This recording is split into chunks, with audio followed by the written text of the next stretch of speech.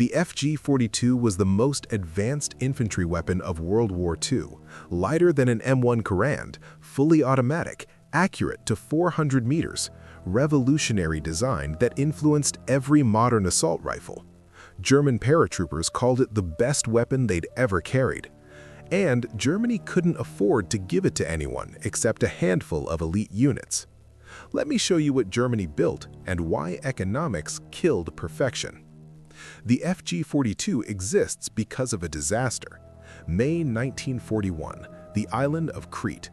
Germany launched the largest airborne invasion in history. Thousands of Fallschirmjägers, elite paratroopers, dropped from the sky to capture the island from British and Commonwealth forces, and they were slaughtered. The problem was simple and deadly. German paratroopers jumped without their primary weapons. The Kar-98K rifles and MG-34 machine guns were too long and heavy to carry during the jump.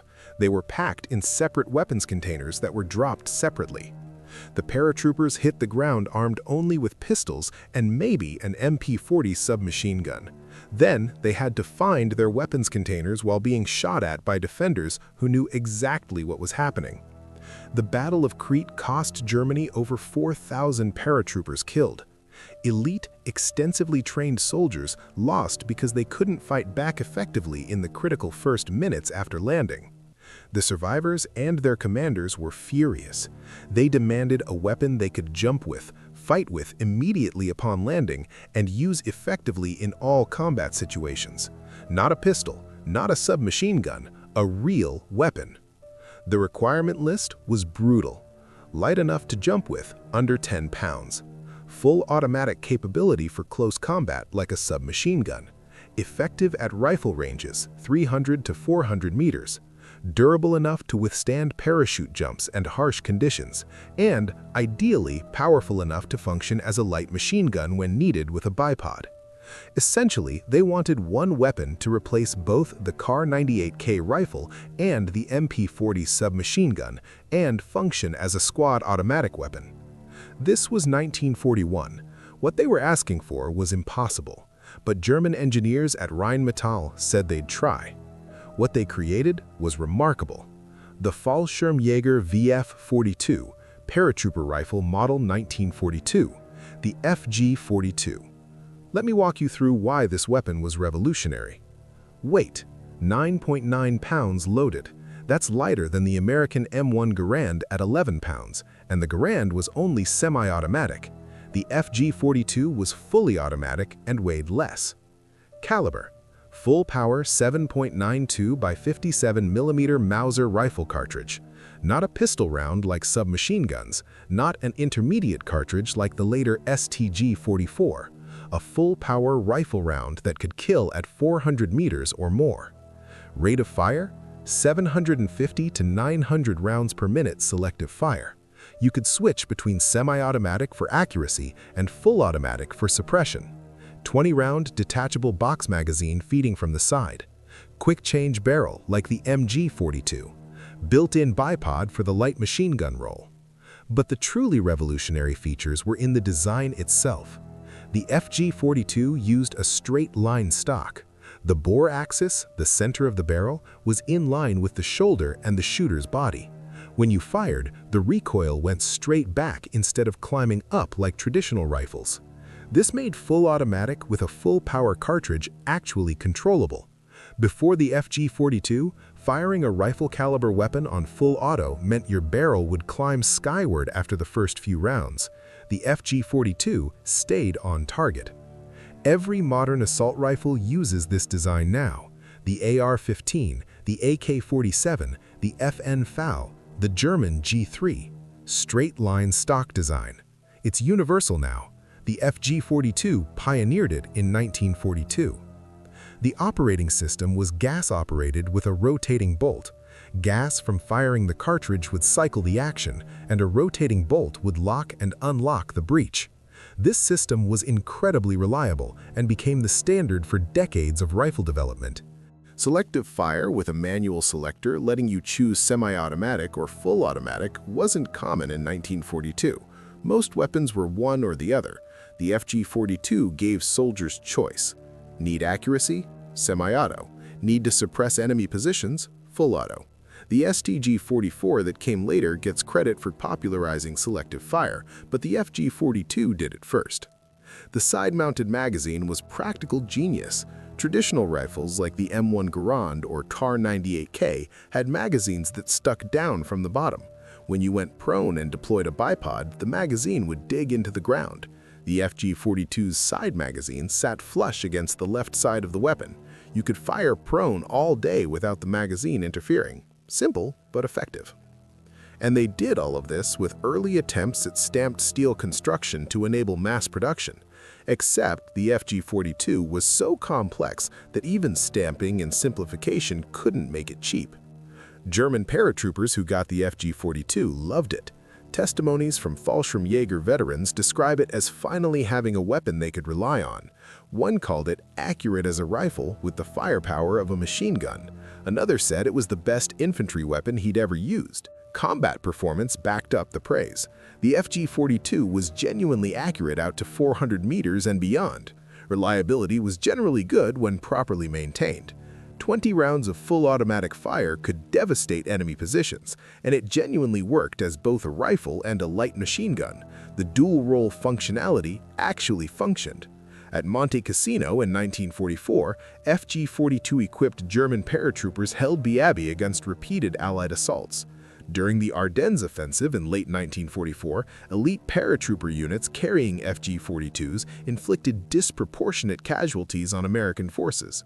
In Normandy, after D-Day, Fallschirmjäger units with FG-42s fought with effectiveness that surprised Allied commanders who'd expected German resistance to crumble faster.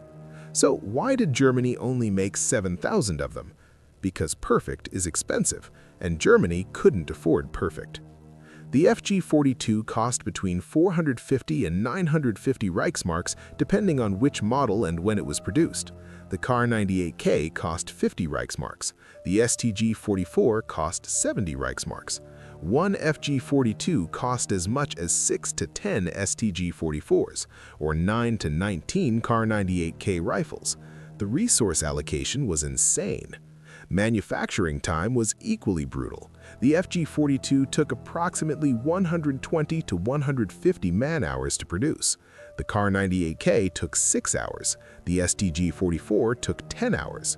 The FG-42 took 12 to 15 times longer to manufacture than the STG-44. In a war economy where production capacity was everything, those hours mattered enormously. Here's the brutal calculation. Using the resources that went into building FG-42s, Germany could have made 60,000 additional STG-44s, or 130,000 additional Kar-98K rifles, or 15 to 20 Tiger tanks. Germany chose to mass-produce cheaper weapons for more soldiers. This was rational. 7,000 super soldiers with perfect rifles is less impactful than 400,000 well-armed soldiers with good enough rifles. The tragedy is that the FG-42 was objectively better, but numbers matter in total war. And here's who actually got them.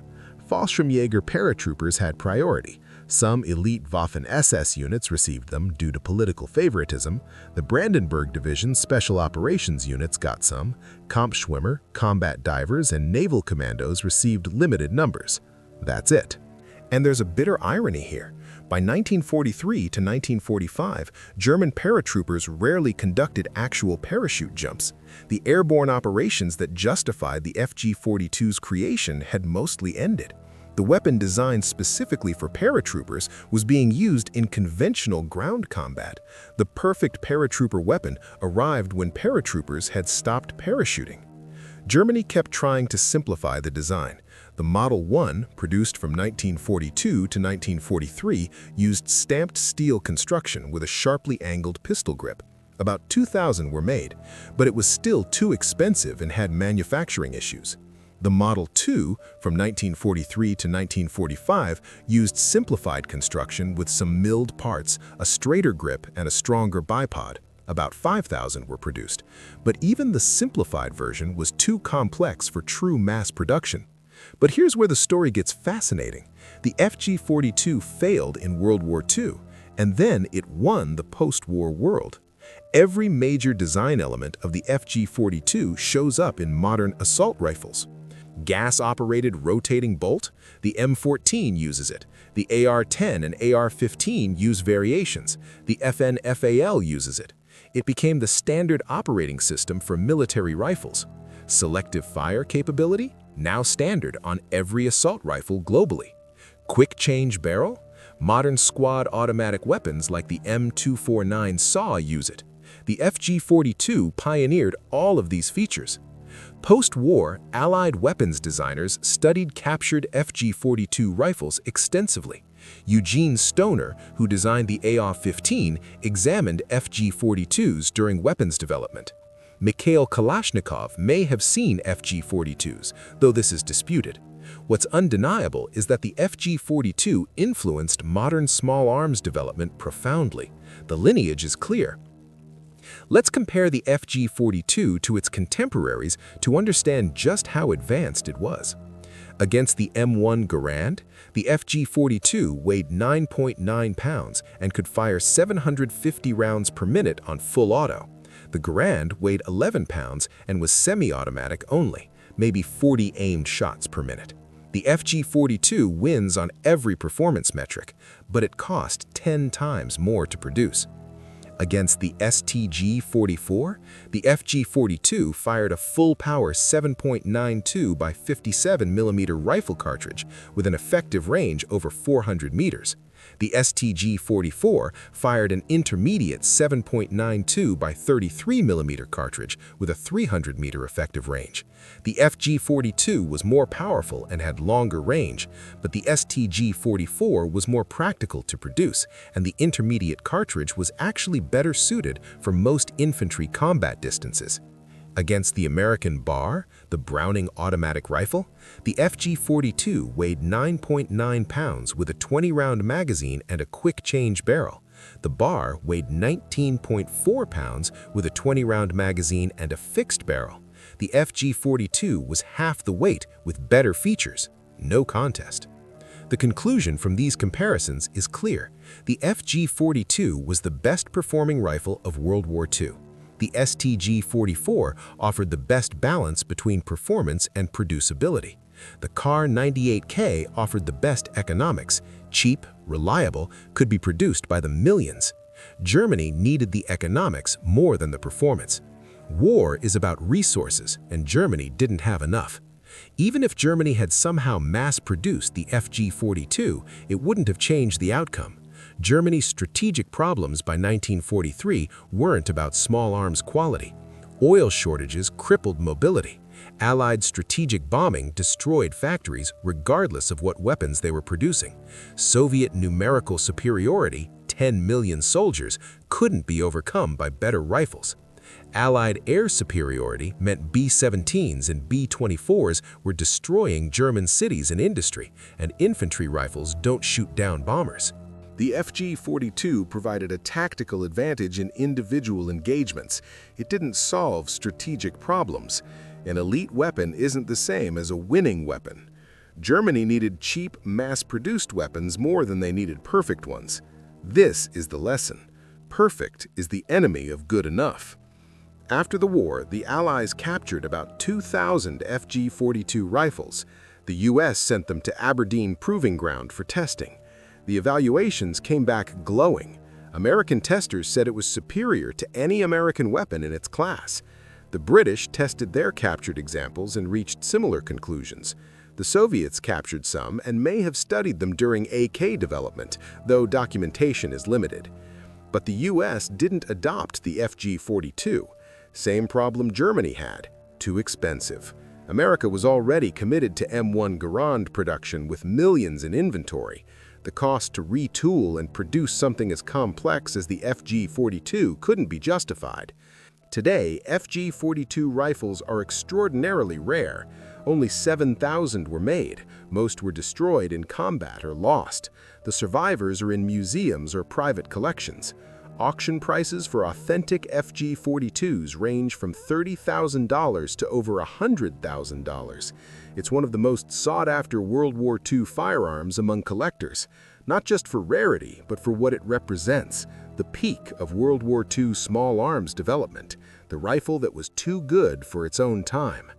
Every modern soldier carries a weapon that exists because German engineers in 1942 figured out how to make a rifle do everything.